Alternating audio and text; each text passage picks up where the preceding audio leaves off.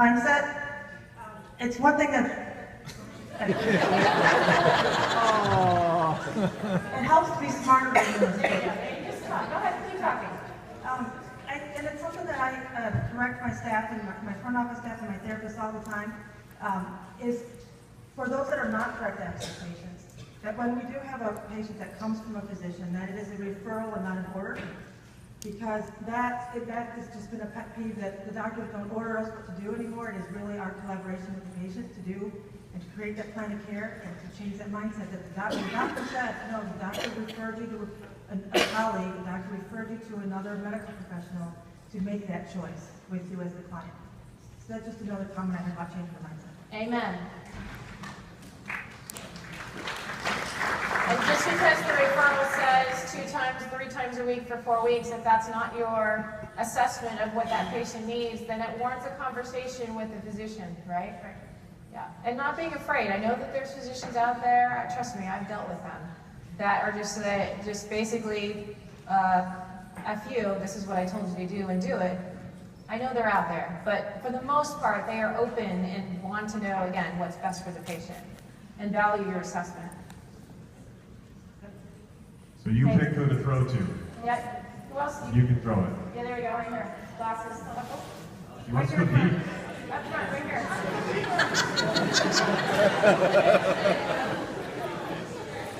Come on, Jay. All right, you can do this.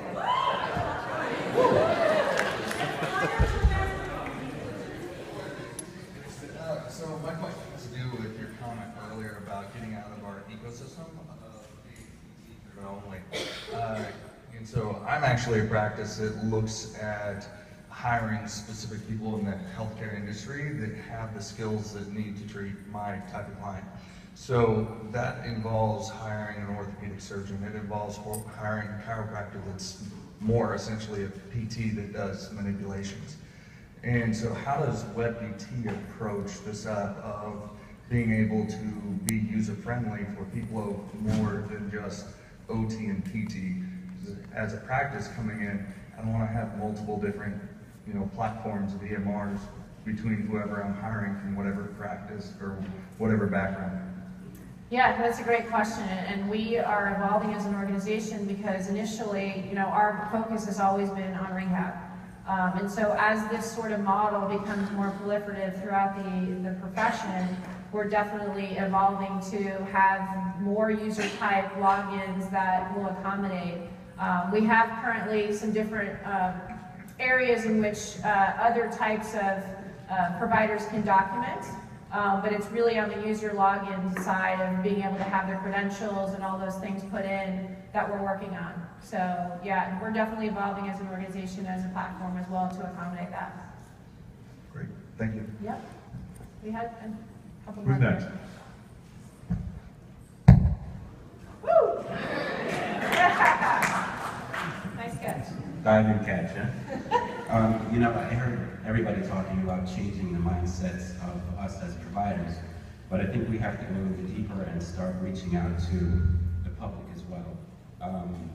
Just as we have become accustomed to working on the referral from physicians, so too has the public been educated and expect that they should need to go to their physicians first before they can come out to see us. So even trying to utilize our direct access, there are many people out there that are very resistant to it as well. So it's not just a matter of it's there, now we go out and use it. It is going to take quite some time and quite a bit of education to the public to let them understand that now they can access us without first having to go, and feel confident that we are going to be able to do for them what they think they need to have done.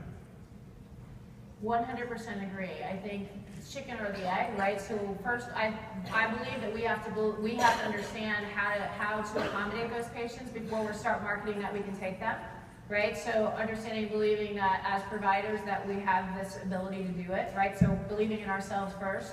But I absolutely agree. We've actually joked at WebPT that we want to do, one of those.